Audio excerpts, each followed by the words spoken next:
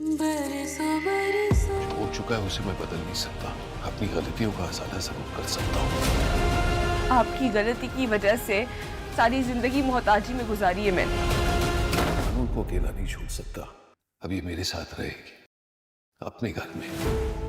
आलूर के साथ नफरत में बदिया बेगम इतनी शफाक और जालिम हो सकती है ये तो कोई सोच भी नहीं सकता। इस वक्त तो मालूर को बदिया बेगम की हमदर्दी की ज्यादा जरूरत थी, लेकिन बदिया बेगम ने इसी मौके से फायदा उठाया और मालूर के मामू और मोबाली को कॉल करके मालूर का एड्रेस दे दिया ताकि वो लोग आए और मालूर को अपने साथ ले जाए। दिल तो उन लोगों को देखते ही उनकी नीयत से वाकिफ हो चुका है, इसलिए अब वो मालूर को अकेले छोड़कर नहीं जाना चाहता। मालूर जैल से यही कहेगी कि आप वापस चले जाएं, लोग अब मेरा कुछ भी नहीं बिगाड़ सकते।